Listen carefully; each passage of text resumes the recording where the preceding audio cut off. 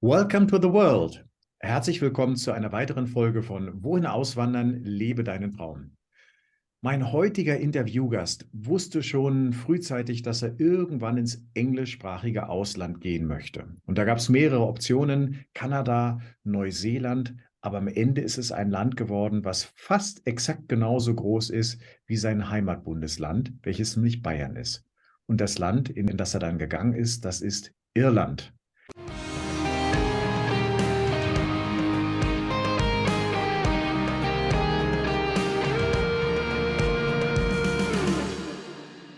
Wohin auswandern? Lebe deinen Traum.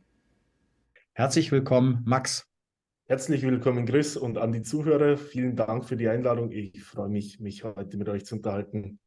Max, ich mache kein Geheimnis draus, dass ich mich auf dieses Interview ganz besonders freue. Ich lasse die Katze gleich mal aus dem Sack. Ich glaube ja, dass die Menschen mehrere Leben haben. Und ich glaube seit über 30 Jahren, dass ich eins meiner früheren Leben in Irland verbracht habe. Das ist irgendwie so ein Gefühl. Von daher freue ich mich heute ganz besonders, einiges drüber zu erfahren. Aber meine erste Frage an dich: Wie sah dein Leben denn aus, bevor du nach Irland ausgewandert bist? Wie sah mein Leben aus? Also ich sage mal so, ich war relativ jung, also ich war 23, als ich das erste Mal für längere Zeit nach Irland kam.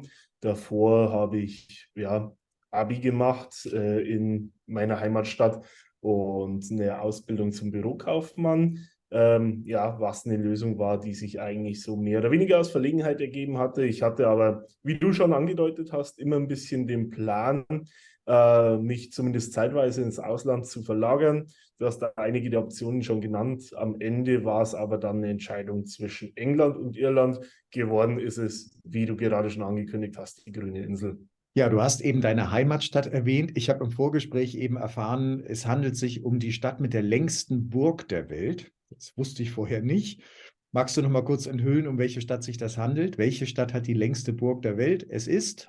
Genau, es ist eine schöne kleine Stadt mit ungefähr 20.000 Einwohnern. Sie heißt Burghausen und liegt direkt an der österreichischen Grenze. Okay. Also ich weiß, dass es einen Fußballverein gibt, Wacker Burghausen, aber in Burghausen selber war ich noch nie. Du Genau. hast erwähnt, dass es dich ein bisschen in die Ferne gezogen hat, dass du gerne irgendwie mal ja, in die Welt raus wolltest. Was waren deine Hintergründe dafür? Ja, ich sage mal so, ich habe mich schon von klein auf sehr stark für Geografie und Geschichte und folglich für fremde Kulturen interessiert. Dann war ich als Schüler auch sehr sprachaffin, habe mich zum Beispiel mit der englischen Sprache leicht getan, hatte auch immer schon eine Faszination fürs Reisen. Und ich sage mal so, die Faktoren alle zusammengenommen haben dann irgendwann den Ausschlag gegeben, dass ich gesagt habe, ja, ich möchte es definitiv mal woanders auch versuchen. Auswandern leicht gemacht. Der Masterplan für dein neues Leben. Egal in welches Land du auswanderst, dieses Buch bereitet dich optimal vor, damit du keine wesentlichen Fehler machst. Darin sind Checklisten, Lifehacks und Musterbriefe zu finden. Den Bestelllink findest du unter diesem Video in der Videobeschreibung. Und jetzt stelle ich mir vor, der Max ist unterwegs und sagt seinen Freunden, seiner Familie, ich werde nach Irland gehen. Haben alle begeistert in die Hände geklatscht oder wie waren die Reaktionen in deinem Umfeld? Ich sage mal so, zum überwiegenden Teil waren die Reaktionen sehr, sehr positiv. Also ich hatte auch ein, zwei Freunde, die fast ein bisschen neidisch waren. Auf familiärer Seite war natürlich ein bisschen Wehmut dabei. Also ich sage mal so, ich bin das jüngste von drei Kindern, also so ein bisschen das Nesthäkchen. Und wenn so der Kleinste dann gleich 2000 Kilometer weggeht, ist es für die Eltern nicht immer einfach. War dabei, muss ich sagen, für meinen Dad ein bisschen schwieriger als für meine Mom. Oft ist es ja umgekehrt.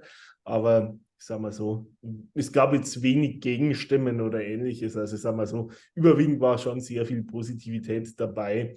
Wobei ich aber auch sagen muss, dass ich da wirklich ein Umfeld habe von jeher, das eigentlich immer offen für Neues war und mich da sehr stark unterstützt hat. Du hast dich jetzt für Irland entschieden. Kanntest du denn dein neues Land schon vorher? Hast du da schon diverse Reisen hingemacht oder war das jetzt sozusagen der erste Versuch? Ich fliege da mal hin und bleib gleich da.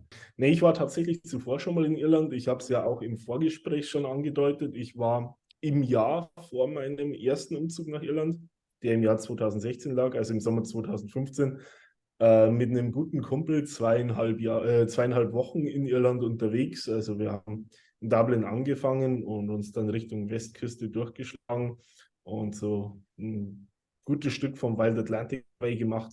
Und ich sage mal, Landleute in vielen Belangen haben mich da wirklich sehr in den Bann gezogen. Also von dem her, es war da schon eine gewisse Vorbelastung da, die dann die Entscheidung letztendlich auch unterstützt hat.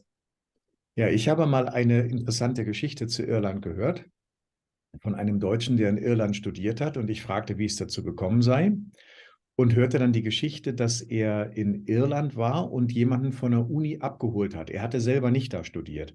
Und jetzt stand er dort auf dem Flur in der Uni, und innerhalb der 10 Minuten, die er dort gewartet hat, kamen 3 Professoren vorbei, und alle 3 Professoren haben ihn angesprochen und ihn gefragt, ob sie ihm irgendwie weiterhelfen können.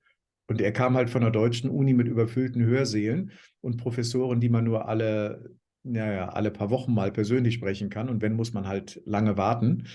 Und da war er völlig irritiert und begeistert und hat dann beschlossen, hier möchte ich gerne auch studieren. Und dann hat er sein Studium schließlich in Irland fortgesetzt. Also Irland hat doch offenbar einiges zu bieten, und ich bin gespannt, was du uns gleich noch erzählen wirst. Ich muss auch sagen, die Geschichte passt, finde ich, sehr, sehr gut so ins Bild der Menschen hier im Lande. Also ich sage mal so diese Offenheit und Hilfsbereitschaft, die findet man an jeder Ecke. Entschuldigung, wenn ich damit vielleicht jetzt etwas vorgegriffen habe. Ich weiß nicht, in welche Richtung du hier gehen wolltest. Nee, das passt, das passt. Ich freue mich, wenn du aus Irland berichtest. Jetzt würde mich interessieren, jetzt ist der große Tag gekommen. Du bist nach Irland geflogen, vielleicht mit Ryanair, ich weiß es nicht. Du stehst jetzt oben an der Gangway und verlässt das Flugzeug und weißt, das ist jetzt kein Urlaub. Ich bin jetzt gekommen, um zu bleiben, und ich habe auch kein Rückflugticket mehr. Wie hat sich der Augenblick für dich angefühlt? Natürlich war, wie man sich vorstellen kann, eine gewisse Nervosität dabei. Also gerade für einen relativ jungen Menschen, denke ich mal, so der erste Schritt von zu Hause weiter weg. Eben wie du sagtest, ohne Rückflugticket ist immer was ganz Besonderes. Ich muss sagen, es war so eine Mischung aus freudiger Erwartung. Ganz leise hat sich natürlich auch die Frage aufgedrängt, war es jetzt der richtige Schritt, aber ich bin eigentlich immer jemand mitten rein und dann wird es schon. Also von dem her war jetzt so die Erwartung und die freudige Voraussicht auf den nächsten Schritt, das dominante Gefühl. Ja, jetzt stelle ich mir vor, dass du da als junger Mensch dich ja irgendwie ja, etablieren musst in Irland. Du musst dir dein Leben erstmal einrichten. Du brauchst irgendwie eine Wohnmöglichkeit, was in Dublin ja nun ziemlich teuer ist. Du musst vielleicht diverse Behördengänge machen. Visum brauchst du ja nicht, ist ja EU, von daher ist da schon mal ein Haken dran. Aber was waren jetzt so in den ersten Wochen für dich die größten Hindernisse bei deiner Auswanderung, und wie hast du sie gemeistert? Genau, also du hast einen der Punkte auf alle Fälle schon mal damit ganz gut angesprochen. Das war die Wohnortsuche. Ich sag mal, ich hatte ja den Schritt nach Irland zweimal. Das erste Mal war im Endeffekt ja dann relativ schnell erledigt. Das heißt, da war die Wohnortsuche dann im Endeffekt auch auf 2 Tage durch. Beim zweiten Mal war es dann etwas schwieriger. Da hatte ich im Endeffekt ja doch ungefähr eine Woche Zeit, wo ich dann wirklich auch ernsthaft ins Grübeln kam. Was machst du, weil ich halt auch mehrere Orte im Kopf habe. Also das war dahingehend eine gewisse Herausforderung, mehr mit mir selbst als mit dem eigentlichen Problem. Ja, Behördengänge, also ich sage mal so, steuerliche Anmeldungen beim Arbeitgeber sind alles Dinge, die unterm Strich einfacher sind als in Deutschland, weil, sagen wir so, die bürokratischen Schritte oft doch von Arbeitgebern auch abgekürzt und stark unterstützt werden. Vielleicht kommen wir da im weiteren Verlauf des Gesprächs drauf. Dann waren es so Dinge, ja, von jetzt auf gleich auch gleich mal eine Prepaid-Karte organisieren und so weiter. Also ich sage mal so, es war so mehr der Daily Rush, als dass ich jetzt da ein Problem herausstellen würde. Wo wir bei diesen Themen gerade sind, so mit Arbeitgeber, wie sieht das aus mit dem Thema Krankenversicherung? Bist du irgendwie über den Arbeitgeber krankenversichert, oder wie macht man das als Zuwanderer? Grundsätzlich ist es so, dass es in Irland eine freie Grundversorgung gibt. Also das heißt, du kannst, wenn du steuerlich registriert bist, wenn du eine Sozialversicherungsnummer hast, jederzeit einen Arzt aufsuchen, zahlst dann im Zweifelsfall eine Praxisgebühr zu, die zwar erstmal horrend ist, dort so, sagen wir so, pro Besuch zwischen 40 und 70 Euro liegt, aber jährlich deckelt. Also das heißt, man kommt dann auch relativ schnell an ein jährliches Maximum. Auf der anderen Seite, Und es ist eigentlich das, was ein großer Teil der Bevölkerung tut. Ist es eben aufgrund der hohen Einmalzahlungen so, dass sich die meisten Menschen in irgendeiner Form privat versichern. Man kann es als Privatperson, die Versicherungsanbieter tun.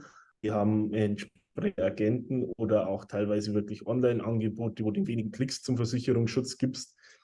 Viele Arbeitgeber bieten aber inzwischen, gerade auch Tech-Firmen bieten inzwischen wirklich Angebote für ihre Arbeitnehmer an, wo sie im Endeffekt wirklich im Bulk Versicherungen abschließen und wo du teilweise wirklich die Versicherungsbeiträge dann zumindest großteils von Arbeitgebern übernommen bekommst. Bei meinem Arbeitgeber ist es so, der trägt den Versicherungsschutz komplett. Es gibt 80-20-Modelle, aber in der Regelfall ein guter Arbeitgeber ist da wirklich dahinter, dass er dich privat zusätzlich absichert. Okay. Wenn ich jetzt mal von dem Bruttogehalt ausgehe, so hast du ja immer irgendwelche Abzüge, zum einen durch die Lohnsteuer und zum zweiten durch Sozialversicherung. Kannst du mal so prozentual sagen, wie viel von dem Bruttogehalt in Irland etwa so abgeht? Es hängt stark von der Höhe des Gehalts ab. Also es ist ähnlich wie in Deutschland. Es gibt weniger Stufen, aber es gibt auch eine Steuerprogression. Also du hast Einkommensteuersätze von 20 und 40%. Das heißt von dem her dann einen relativ deutlichen Schritt. Einkommen bis, ich glaube, es sind inzwischen 40.000 Euro brutto im Jahr, sind mit 20%, Entschuldigung, besteuert, wobei aber 3.300 Euro an Steuerlast Freibetrag sind. Heißt, du zahlst umgekehrt gerechnet auf deine ersten 16.500 Euro Jahreseinkommen keine Einkommensteuer. Und ab den 16.500 ersten Euro bis zu 40.000 Euro dann eben 20%, was dann letztendlich bedeutet, dass niedrige Einkommen und mittlere Einkommen steuerlich noch sehr günstig dastehen. Der Haken ist jetzt eher, dass der Maximalsteuersatz von 40% bereits ab 40.000 Euro Jahresgehalt für einen Single beginnt, was jetzt gerade in den Ballungsräumen okay ist, aber jetzt kein übermäßig hohes Einkommen. Zudem kommen noch Sozialversicherungsabgaben von, ich sage mal so, ungefähr 5% für Arbeitnehmer und einem deutlich höheren Betrag auf Arbeitgeberseite. Also von dem her, ich sage jetzt mal, bei einem Brutto-Monatsgehalt von 2.500 Euro hast du jetzt Abzüge von, ja, ich sage mal so 15% in etwa durch den Freibetrag.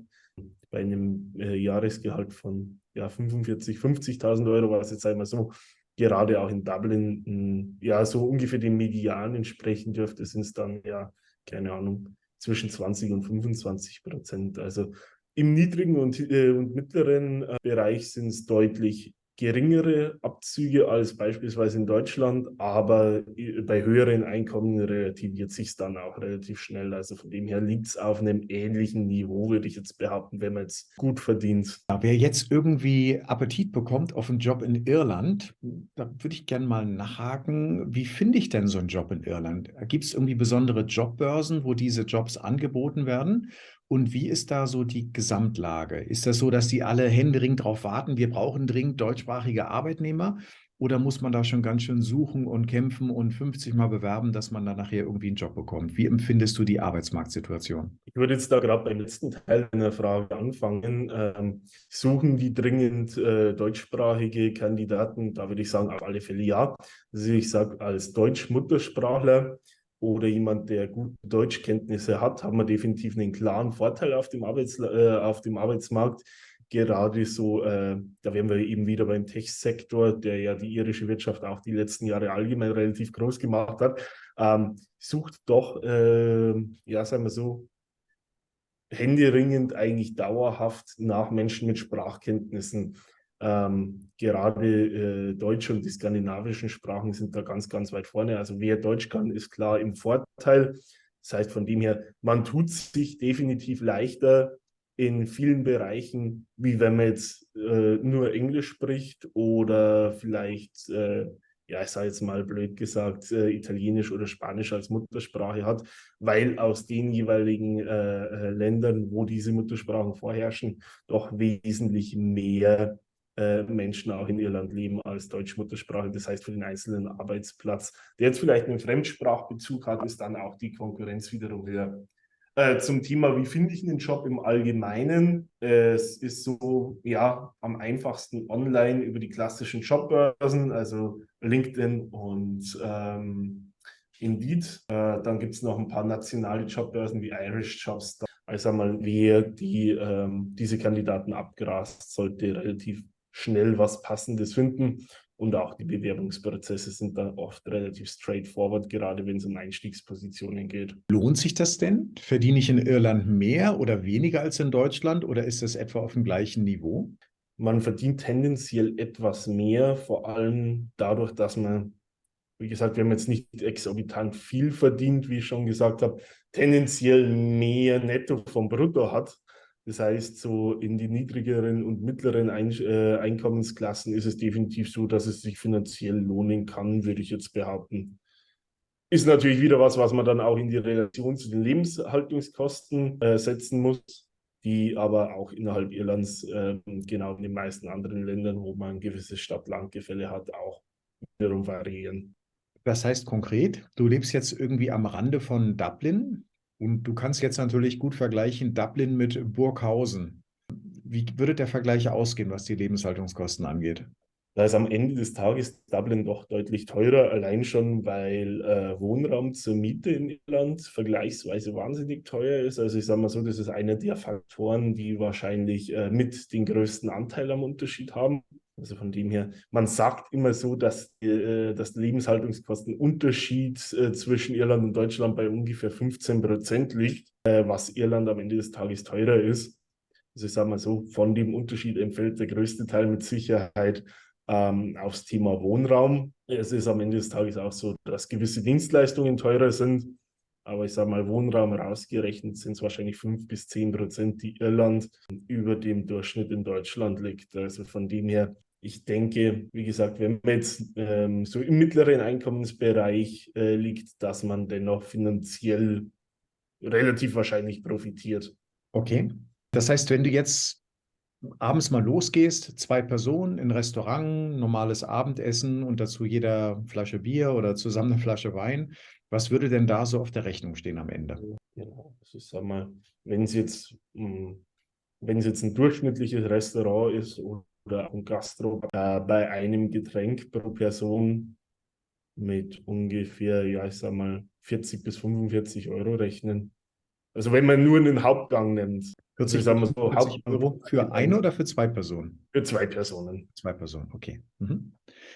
Ja, ich stelle die Frage nach den Lebenshaltungskosten immer gerne dreigeteilt. Und zwar stell dir mal vor, 3 verschiedene Lebensstile in Irland. Das eine wäre ein ganz einfaches Leben, also ein Überleben. Alles, was nicht unbedingt notwendig ist, wird gestrichen. Ich möchte einfach nur irgendwie über die Runden kommen. Die Frage ist, was kostet mich so ein Leben pro Monat? Das zweite wäre so ein ganz normales Leben, sage ich mal. Man hat irgendwo jetzt seine Wohnung, man hat vielleicht auch ein Auto vor der Tür, aber lebt jetzt nicht in Saus und Braus. Und das dritte wäre, wenn man sich das in Irland so richtig gut gehen lassen möchte und auch häufiger mal essen geht und ein schönes Haus mit großem Garten haben möchte und so. Hast du eine Idee? Könntest du schätzen, was diese 3 Lebensstile in etwa so kosten könnten? Mhm. Genau. Ist jetzt natürlich so wieder das Thema im nationalen Durchschnitt ist es natürlich etwas günstiger, als wenn man jetzt von Dublin ausgeht. Das ist, sagen wir so, wenn man jetzt so einen Querschnitt durchs Land im Gesamten nimmt, werde ich jetzt für den einfachen Lebensstil, wie du es benannt hast, ja, mit 1200 bis 1500 Euro rechnen. Also ich muss sagen, da liegt selbst der Mindestlohn schon ein gutes Stück drüber. Also ich sage mal, es ist definitiv es ist definitiv ein einfacher Lebensstil mit Mindestlohn möglich, wenn man jetzt nicht gerade in Dublin wohnt und man wird auch am Ende des Monats noch Geld übrig haben. Genau, also von dem her, wie gesagt, so 1200 bis 1500 Euro wäre das, was ich hier rechnen würde. Genau.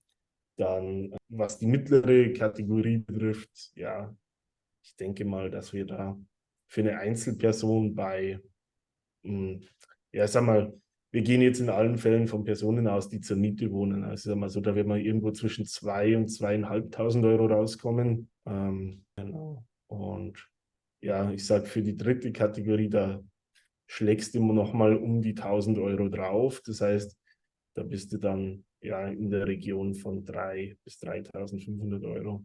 Okay, dann haben die Zuschauer eine Idee, denke ich mal. Vielen Dank. Reden wir mal über etwas, was beim Thema Irland sehr oft, sehr frühzeitig zum Thema wird. Das ist das Wetter. Das ist ja Mhm. berüchtigt. Wie hast du das Wetter jetzt in deinen 4 Jahren in Irland erlebt? Genau, auch da muss man natürlich wieder ein bisschen aufpassen, wo man sich gerade aufhält. Also ich sage mal so, ist natürlich an küstennahen Orten, wie es jetzt beispielsweise Dublin auch ist, grundsätzlich immer ein bisschen instabiler als jetzt mehr im Landesinneren. Man sagt ja oft, das irische Wetter wäre schlecht. Das ist eine Aussage, der würde ich vehement widersprechen. Also ich sage mal, es ist nicht schlecht, sondern eher unzuverlässig. Also man hat viele Wetterumschwünge, oft auch während des Tages. Also ich sage mal, so diese scherzhafte Aussage, dass man nicht selten 3 Jahreszeiten an einem Tag vorfindet, ist jetzt gar nicht so abwegig. Also da kannst du schon mal eine Stunde Sonnenschein haben und dann einen Regenschauer von 10 Minuten, der dann von der Windböe, wie du sie sonst nur in den Septemberwinden siehst, fortgeblasen wird. Genau, also von dem her, ich sage unbeständig. Es ist eine Konsequenz daraus, dass man jetzt beispielsweise nicht wie in manchen Regionen Deutschlands 6 bis 8 Wochen durchgehend knallende Sonne hat im Sommer, sondern es werden auch die Jahreszeiten dadurch deutlich mehr zerklüftet. Insgesamt ist auch das Wetter deutlich milder als beispielsweise in Deutschland. Also die Winter sind bei Weitem nicht so kalt, die Sommer dafür auch weniger heiß, was sich die letzten Jahre auch ein bisschen relativiert. Also ich habe doch, seit ich im Land wohne, nicht selten auch in den Sommern mehr als 30 Grad erlebt. Was ja was ist, was man jetzt nicht unbedingt mit Irland assoziiert. Genau, aber auf dem anderen Extrem ist es dann auch so, Schneefall ist eine absolute Seltenheit. Also wenn du in einem normalen Winter mehr als 2 Schneetage hast, dann ist das schon fast eine mittlere Sensation. Ja, das freut mich zu hören. Ich war in meinem Leben ein einziges Mal in Irland. Das ist allerdings noch keine 12 Monate her. Das war nämlich im letzten Sommer. Und wir haben in den 2 Wochen Irland dort auch warme Temperaturen gehabt. Da sind wir quasi der Hitze Deutschlands entflohen. Da waren zu dem Zeitpunkt 33, 34 Grad und in Irland hatten wir vielleicht 25. Das haben wir als sehr angenehm empfunden. Jetzt führt ja das Wetter dazu, dass Irland ja auch durch den häufigen Regen vielleicht als grüne Insel gilt. Grün ist ja auch die Nationalfarbe. Und das heißt, die Natur in Irland ist schon sehr speziell, auch sehr schön. Hast du als Städter, so würde ich das mal sagen wollen, jetzt irgendwie schon mal besondere Begegnungen mit der Natur gehabt? Hast du mal Wanderung gemacht oder was kannst du den Zuschauern über die Natur Irlands erzählen? Ja, Wanderungen versuche ich eigentlich möglichst oft unterzubringen. Also Wandern ist tatsächlich eines meiner Hobbys. Und ich glaube, eben durch die wirklich umwerfende Natur, die du gerade schon angesprochen hast, habe ich mir dafür auch ein durchaus geeignetes Land ausgesucht. Es ist auch so, man muss sagen, für ein flächenmäßig relativ kleines Land mit seinen, ja, wenn man den Norden mitnimmt, 85.000 Quadratkilometern, ist Irland trotzdem landschaftlich auch sehr divers. Man hat zum einen natürlich die klischeehaften grünen Wiesen, die man gerade auch in den Midlands sehr häufig anfindet. Man hat atemberaubende Steilklippen. Du hast vorhin schon die Cliffs of Moher angesprochen im Vorgespräch.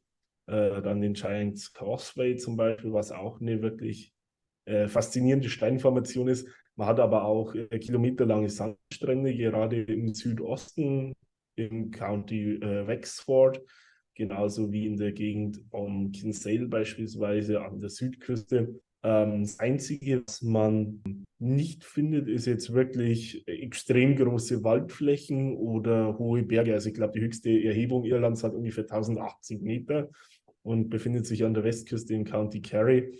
Also von dem her, ja, für mich als jemand, der aus dem alten Volland kommt, sind es eher Hügel als Berge, aber grundsätzlich wirklich ein Land, das landschaftlich fast alles zu bieten hat. Und in den, ja, wenn man die beiden Episoden zusammennimmt, ungefähr 5,5 Jahren, habe ich doch auch viel vom Land gesehen, also viele dieser Landschaften bestaunen können. Und es ist doch deutlich mehr als die grünen Wiesen, von denen man immer spricht. Okay, dann erwähne ich nochmal das, was du eben auch gesagt hast, die Cliffs of Moher. Ich thematisiere das nochmal, weil ich weiß, dass meine liebe Frau Lia das hinterher hier schneiden wird und da kann sie ein paar eigene Bilder mit einarbeiten. Und Giant Causeway im Norden, das liegt dann in Nordirland. Und Giant Causeway ist am Strand eine Region, wo so ja, sechseckige Steinquader aus dem Boden irgendwie rauswachsen. Ich weiß nicht, wie das zustande gekommen ist, aber das sind Zehntausende von diesen Steinquadern dort. Und das ist etwas, ich weiß nicht, ob es einmalig ist in der Welt, aber etwas sehr, sehr Seltenes in jedem Fall. Das ist wirklich eindrucksvoll. Und das waren jetzt nur 2 Sehenswürdigkeiten von vielen weiteren, die Irland dort zu bieten hat. Gut, Natur mache ich mal einen Haken dran. Fühlst du dich sicher, wenn du jetzt abends mal losgehst und vielleicht nochmal indisch essen gehst oder sowas? Fühlst du dich auf den Straßen sicher oder eher nicht so? Im Großen und Ganzen ja. Es gibt natürlich gerade eben auch in Dublin, wie ich denke in den meisten größeren Städten, die eben gerade auch in jüngerer Vergangenheit massiv gewachsen sind, vor allem gewisse Straßenzüge, die jetzt weniger sicher sind als andere. Das sind aber auch solche, die man relativ zeitnah erkennt, diese lungenden Jugendlichen, ja, gebordeten Shops, also wo quasi tote Hose herrscht und eigentlich außer dunklen Ecken nicht zu sehen ist. Aber mit ein bisschen gesundem Menschenverstand und Fingerspitzengefühl sind die einfach vermieden. Und wie gesagt, auch eindeutig in der Minderzahl. Also wenn ich jetzt nur mal von Dublin ausgehe, liegt so, wenn man sich das Ganze ein bisschen als Heatmap vorstellt, in 95% der Stadt definitiv absolutes Sicherheitsgefühl. Wenn man das Ganze jetzt aufs gesamte Land überträgt, tendenziell noch mal mehr. Also von dem her, ich denke, der Sicherheitsfaktor ist fast überall gegeben. Bist du denn, wenn du unterwegs bist, mit dem Auto unterwegs oder fährst du mit öffentlichen Verkehrsmitteln? Ich selber habe kein Auto, also von dem her, ich bin ja mit Öffis oder zu Fuß oder mit dem Fahrrad unterwegs. Genau, also wie gesagt, gerade ist jetzt, denke ich mal, auch so viele von den Großstädtern unter den Zuschauern, denke ich mal, werden sich dem anschließen können, dass man sagt, in größeren Städten ist ein Auto oft auch begrenzt sinnvoll. Bevor ich gleich zu einem größeren Thema komme, noch um einfach einen Haken dran zu machen. Thema Internet in dem IT-Land Irland. Hast du wahrscheinlich keine Schwierigkeiten, da auch einen Glasfaseranschluss zu beantragen oder und was kostet sowas? Genau, Glasfaseranschluss ist in den meisten Neubauten ohnehin von vornherein vorhanden. Ansonsten Thema Internet, also ich sage mal so, die Monthly Subs von den Providern liegen jetzt einmal für die klassischen Highspeed-Anbindungen irgendwo zwischen 30 und 60 Euro zumeist. Also ich zahle jetzt bei meinem Provider für einen Mobile Router aktuell 45 Euro. Bin da relativ nah am Maximum, was verbindungsmäßig, also ich habe jetzt die konkreten Specs nicht im Kopf, geht. Und von dem her, sagen wir so, zu einem erschwinglichen Preis eigentlich im ganzen Land wirklich gute Anbindungen. Selbes gilt dann, das begreife ich jetzt einfach mal mit ein für den Mobilfunk, wo man eigentlich fast flächendeckend 5G oder zumindest 4G hat. Gut, okay. Internet Haken dran. Jetzt wollen wir mal auf das Thema Kultur in Irland zu sprechen kommen. Wir haben in unserem Urlaub die Kultur da, glaube ich, mal ganz gut kennengelernt. Es ist viel Melancholie dabei, so kam mir das vor. Und ich erinnere mich insbesondere an eine Situation, wo wir im Bus gefahren sind und der Busfahrer anfing zu singen, und zwar ein Lied, welches er als die heimliche Nationalhymne Irlands bezeichnete. Ich habe noch nie gesungen in diesen Videos, aber ich werde das jetzt tun. Also haltet euch fest oder haltet euch die Ohren zu, wie auch immer. Und zwar hat er gesungen: In Dublin's fair city, where the girls are so pretty, I first set my eyes on sweet Molly Malone, as she wheeled her wheelbarrow through the streets broad and narrow, crying cockles and mussels, alive, alive, oh, alive, alive, oh, alive, alive, oh, crying cockles and mussels, alive, alive, oh. Das war jetzt nur die erste Strophe. Ich erspare euch die anderen beiden.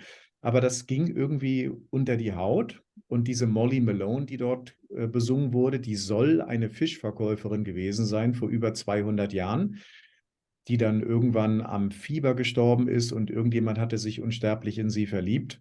Und das ist, glaube ich, ein Lied, was ganz gut so dieses Grundgefühl in Irland ausdrückt. Also unheimlich viel emotionaler Tiefgang und Melancholie, wie gesagt.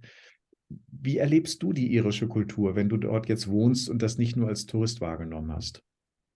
Genau.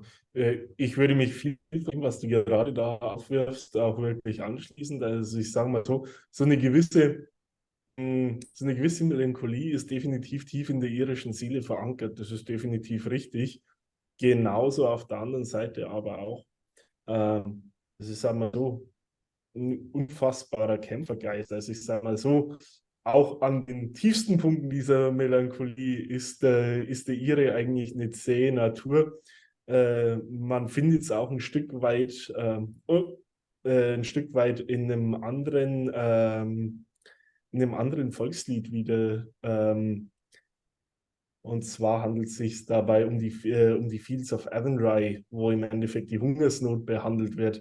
Auch allgemein ein Thema, das wirklich sehr tief mit der irischen DNA verbunden ist. Man merkt es ja auch an der irischen Diaspora, die wirklich auf der ganzen Welt verteilt ist. Ähm, genau, also sagen wir so, Melancholie, Idealismus, sei mal so, auch die Hilfe für andere, weil ich sage mal so, der Protagonist dieses Lieds, das ich jetzt zitiert habe, hat im Endeffekt, ja, auch wenn er gewusst hat, dass er dafür nach Australien deportiert wird, Korn gestohlen, so the young might see the morn. Also, dass die nächste Generation morgen sieht.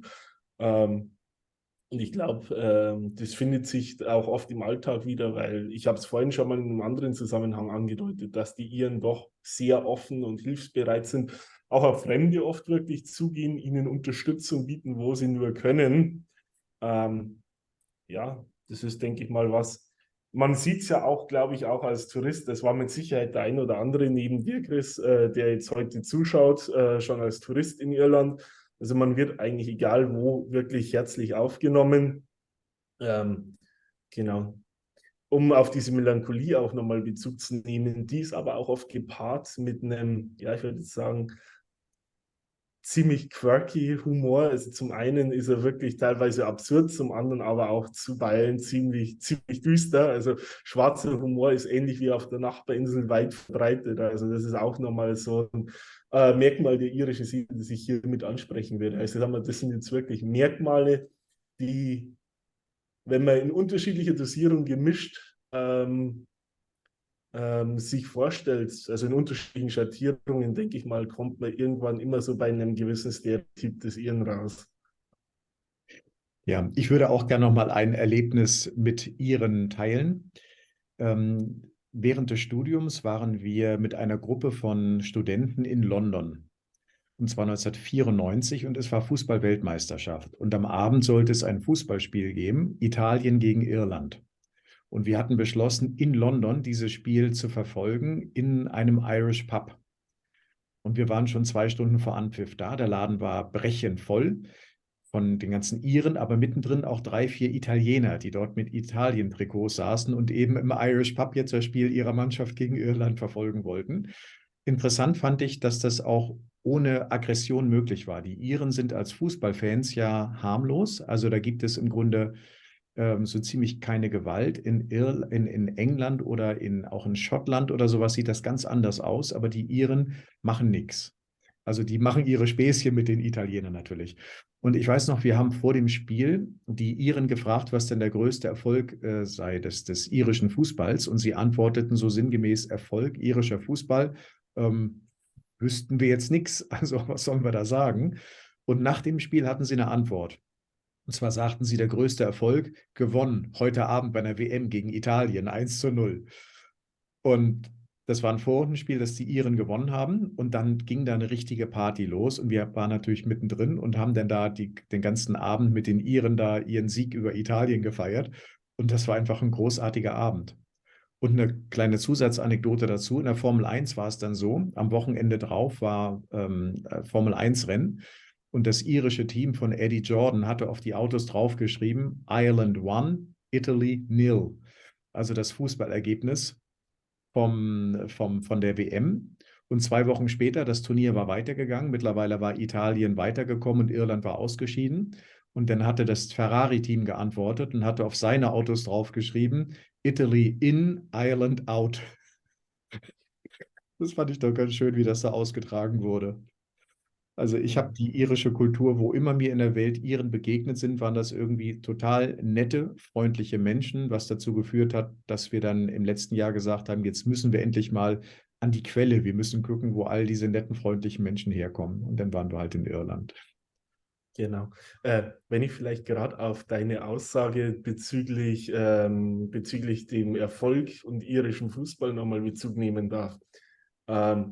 Es zeichnet halt schon auch mal wieder einen weiteren Charakterzug aus und das ist so eine gewisse Selbstironie, der, glaube ich, auch die Iren sehr stark prägt. Mich hat jetzt nur eins, um kurz beim Fußball zu bleiben, überrascht, dass sie im Endeffekt den Erfolg negiert haben an der Stelle. Erwartet hätte ich eher, dass dort der Sieg gegen England bei der EM 1988 in Deutschland angeführt wird, der ja auch ein Ergebnis ist, das sogar in einem Lied Einzug fand. Okay. Ja, also da sind ja die Menschen manchmal sehr erfinderisch. Als das alte Wembley-Stadion abgerissen wurde, hatte man das neue Stadion geplant und da gibt es einen kleinen Park umrum und da gibt es eine ganz kleine Fußgängerbrücke über irgendeinen Bach. Und jetzt wollte man von der Fangemeinde wissen, wie diese Brücke dann heißen sollte. Und es wurde abgestimmt und auf Platz 1 landete der Vorschlag Didi-Hamann-Brücke. Didi Hamann war ein deutscher Fußballnationalspieler und der hat beim letzten Spiel in Wembley, meine ich war es, hat er den 1:0-Siegtreffer für Deutschland erzielt. Und aus begreiflichen Gründen hat man dann nicht den Namen Didi Hamann-Brücke gewählt, was natürlich dann der Favorit der Deutschen war. Und man hat dann selber nachher irgendeinen eigenen Namen festgelegt. Und viele haben gefragt, warum hat man dann nicht den zweiten oder dritten oder vierten Vorschlag genommen? Und der Grund war, die Vorschläge, die auf Platz 2, 3 und 4 gelandet sind, das waren die Namen von irgendeinem irischen Fußballspieler, der beim Sieg in Wembley von der irischen Nationalmannschaft das Tor gemacht hat. Und auf Platz 3 und 4 war irgendein Waliser und irgendein Schotte, die die Tore gemacht haben gegen England. Also das war alles das gleiche Prinzip. Da haben Fußballfans doch einen gewissen Humor. Aber der Veranstalter hat nachher zurückgezogen und hat gesagt, wir nennen die Brücke jetzt so, wie wir wollen und nicht, wie die Fans wollen. Gut, ich gucke mal auf meine Fragenliste hier. Du hast jetzt 4 Jahre dort verbracht. Du hast mit Sicherheit auch Ereignisse dort erlebt, die dich ein Stück weit mitgeprägt haben. Irgendwie ein sehr positives Ereignis. Was war dein schönstes Erlebnis, was du dort hattest in 4 Jahren Irland? Und was war vielleicht das schlimmste Erlebnis, was du mitgemacht hast? Hättest du da eine Idee? Mhm. Genau. Wenn man sich jetzt ja, sagen wir so, wenn man sich jetzt im Endeffekt auf ein schönstes Erlebnis fokussiert, also ich könnte jetzt 2, 3 Momente benennen.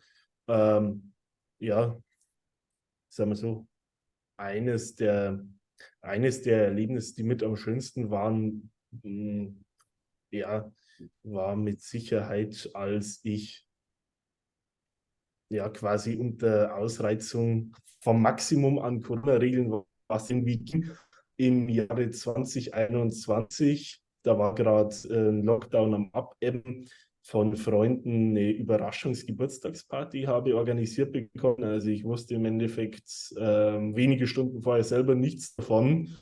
Mein damaliger Mitbewohner, bis heute einer meiner besten Freunde, hat im Endeffekt ja, mit einigen anderen gemeinsamen Freunden während meiner Abwesenheit Stante-P, eine Überraschungsparty organisiert. Und als ich nach ein paar Besorgungen an dem Samstag zurück in die Wohnung kam, war ich von 15 bis 20 Leuten umringt, also das Maximum, was sich damals in Privaträumen einfinden durfte. Und dann wurde der Anlass entsprechend gemeinsam begangen. Also unverhofft kommt oft und es ist definitiv ein Zug, der sehr für die Spontanität und den Geist der Menschen findet. Also sagen wir so, es waren auch viele Expats darunter. Also es betrifft jetzt nicht nur Iren, sondern auch allgemein Menschen, die sich im Lande befinden und vielleicht so auch ein Stück weit mit dem Charakter des Landes assimiliert haben oder wie man es auch immer benennen mag. Aber das war definitiv ein sehr, sehr toller Moment. Okay, das hört sich gut an. Ja, die Iren sind bekannt als Menschen, die sehr oft in Feierlaune sind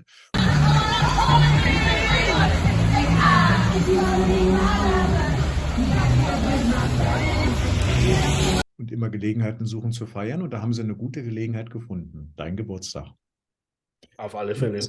Und das negative Erlebnis war, als das Bier alle war, oder gab es noch heftigere Momente? Genau, nee, also sowas ist natürlich immer ein trauriger Moment, sowohl für die bayerische als auch für die irische Seele. Aber nee, es gab leider, naja, ich sag mal so, es kann nicht immer alles nur in die positive Richtung ausschlagen. Also von dem her, es gab mit Sicherheit auch das ein oder andere negative Erlebnis. Eins davon war ein versuchter Raubüberfall auf einen ehemaligen Arbeitskollegen, mit dem ich auch abends unterwegs war. Also es war eine Gruppe an Leuten und er hat eben telefoniert oder ähnliches und wurde von einigen Jugendlichen, ja, als er kurz aus dem Blickfeld war, in die Ecke gedrängt und ihm wurde in dem Zuge tatsächlich seine Bankkarte abgenommen. Also es ist einer der wenigen Momente, wo ich auch sagen muss, dass ich das, was ich vorhin positiv über Sicherheitsgefühl aussagen musste oder ausgesagt habe, revidieren muss. Also das war wirklich ein Moment, der durchaus ein Schocker war. Es ist im Nachhinein nichts passiert. Also er hat weder körperlich irgendwo Schaden davon getragen, noch ja, finanzieller Natur. Er hat binnen einer Stunde die Karte gesperrt gehabt. Es war doch ein alarmierendes Beispiel, was des Nächtens so passieren kann. Ich möchte jetzt damit niemanden abschrecken, davon in Irland oder in Dublin auszugehen, aber Vorsichtsregeln sollten gelten, da auch nochmal ein gewisses Appell in die Richtung. Gut, was würdest du denn genauso wieder machen jetzt nach 4 Jahren Leben in Irland? Gibt es bestimmt Dinge, die du genauso wieder machen würdest und andere Dinge, die du jetzt noch, wenn du noch einmal jetzt auswandern würdest, die du vielleicht anders machen würdest? Was fällt dir dazu ein? Was ich definitiv genauso wieder machen würde, ist, ich würde definitiv den Schritt an und für sich wieder gehen. Also das heißt, ich fühle mich definitiv in Irland sehr, sehr gut aufgehoben. Und deswegen, das ist definitiv schon mal was, das ich definitiv bejahen würde. Zum anderen, ich würde mich der irischen Kultur genauso öffnen, wie ich es bislang getan habe. Also wir haben ja vorhin gemeinsam schon sehr, sehr positive Dinge sammeln können. Und auch dem fühle ich mich inzwischen zu einem gewissen Grade zugehörig. Ich meine, klar, daheim ist daheim und man fühlt sich auch der alten Heimat immer verbunden, aber das ist doch was ein rundes Gesamtbild ergibt. Genau, was ich ansonsten vielleicht, weil du es jetzt auch schon mit angesprochen hast, gehe ich damit auch gleich ein bisschen drauf ein, was ich vielleicht anders machen würde. Ich habe jetzt die letzten 2, 3 Jahre gerade häufiger, als mir eigentlich lieb war, den Arbeitsplatz gewechselt. Also von dem her, ich bin, ja, wie ich denke, an der richtigen Stelle rausgekommen. Aber wenn ich ja, die Wahl hätte oder mich anders entscheiden könnte, würde ich vielleicht oder hätte vielleicht an der einen oder anderen Stelle dahingehend mehr Sitzfleisch bewiesen, hätte vielleicht 1 oder 2 Mal weniger gewechselt und trotzdem das Gleiche erreicht. Genau. Wie gesagt, der Erfolg bislang gibt mir definitiv recht, würde ich behaupten. Aber es wäre mit Sicherheit das eine oder andere angenehmer oder einfacher gegangen. Die Welt ist ein Erfahrungsplanet. Du hast einige Erfahrungen gesammelt. Und wenn man am Ende aller Erfahrungen immer sagen kann, ich bin jetzt hier, wo ich mich gerade befinde, glücklich mit dem, wie ich bin, was ich erlebt habe, dann war es alles richtig. Max, du hast einen Podcast und auf diesem Podcast bietest du den Zuhörern weitere Informationen zum Thema Irland an. Ich denke, du kannst es besser wiedergeben. Bitte berichte mal von deinem Podcast, wo wir den finden. Wir werden es auch gleich einblenden und was die Zuhörer dort erwartet. Alles klar. Vielen Dank. Erzähle ich gern ein bisschen was drüber. Der Podcast nennt sich A Bavarian Stranded in Ireland. Tipps und Tricks für Deutschsprachige zum Leben in Irland. Ich denke, der Titel ist relativ selbsterklärend. Es ist ein Podcast, der sich zum einen mit typischen Auswandererthemen beschäftigt, also von der Wohnungssuche bis zur Arbeitsplatzsuche, bis hin zu Themen wie öffentlicher Nahverkehr, Steuern, genauso wie Arbeitsbedingungen. Dazwischen findet ihr auch kulturelle Themen, reicht von Fußball in Irland bis hin zu Episoden, die geplant sind zum Thema irische Geschichte. Also von dem her für jeden was zu finden dabei. Es wird auch ein paar Themen zu Ausflugszielen in Zukunft geben. Also von dem her auch vielleicht wirklich für Besucher des Landes mehr Inhalte zu finden. Genau, das war es soweit. Mehr will ich dazu an der Stelle gar nicht sagen. Hört einfach mal rein. Finden tut ihr Bavarian Stranded in Ireland überall dort, wo es Podcasts gibt. Also alle großen Streamer, Apple Podcasts, Spotify, Google Podcasts, wie sie alle heißen. Genauso findet ihr den Podcast in den sozialen Medien und die Episoden jeweils verlinkt: Facebook, Instagram, Pinterest. Es gibt auch eine eigene Website, bavarianstrandedinisland.com. Dankeschön, Max. Wenn du jetzt nochmal mit einem Satz sagen solltest, warum ist das für Menschen, die vielleicht jetzt gerade zu Hause sitzen und darüber nachdenken, in irgendein Land auszuwandern, warum ist das aus deiner Sicht eine gute Idee, nach Irland auszuwandern? Was spricht aus deiner Sicht für Irland? Was sind so die besten Argumente? Was sind so die besten Argumente?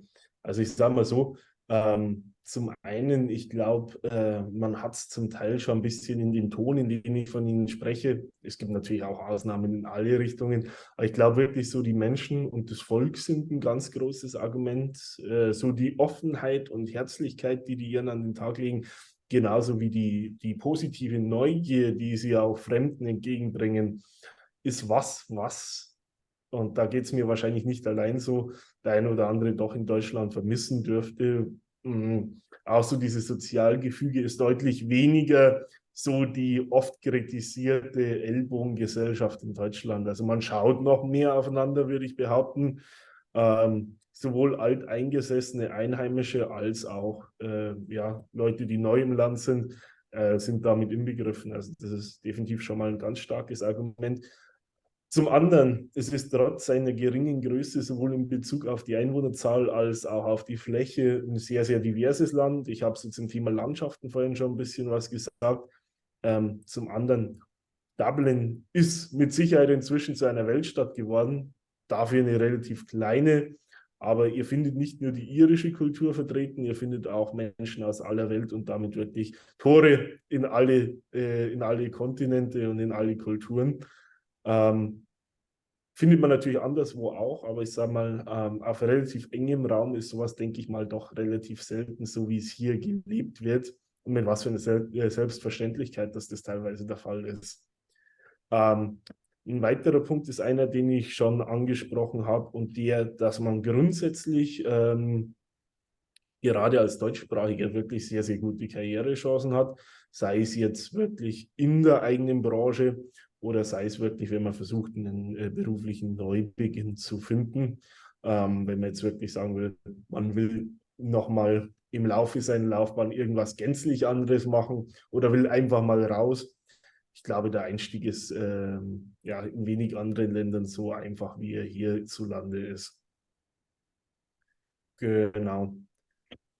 Ich ergänze nochmal unsere Eindrücke aus Dublin. Das ist jetzt natürlich mit den Augen eines Touristen gewesen, aber uns hat Irland und auch insbesondere Dublin fantastisch gefallen.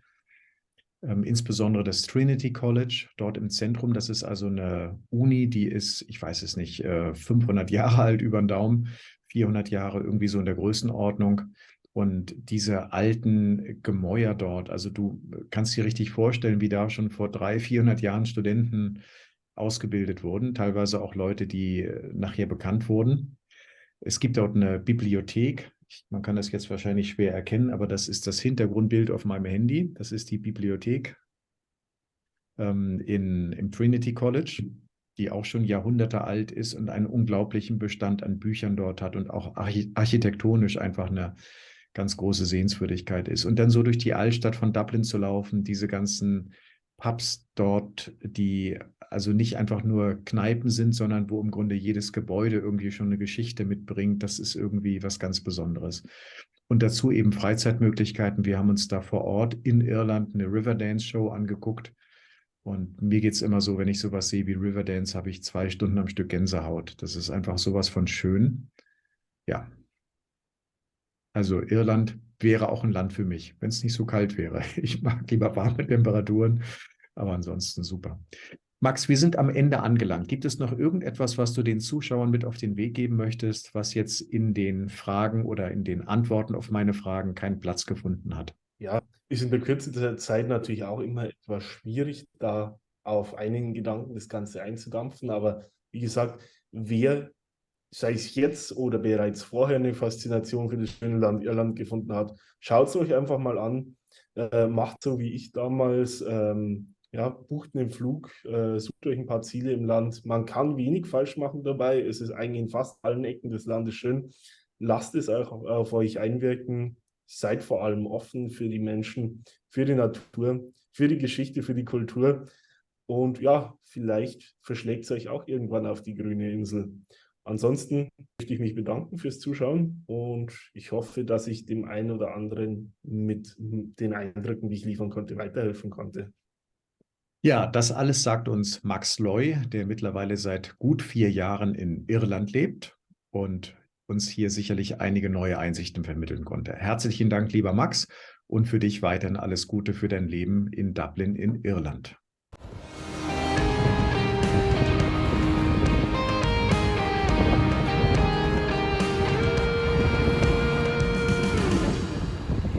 Wohin auswandern? Lebe deinen Traum.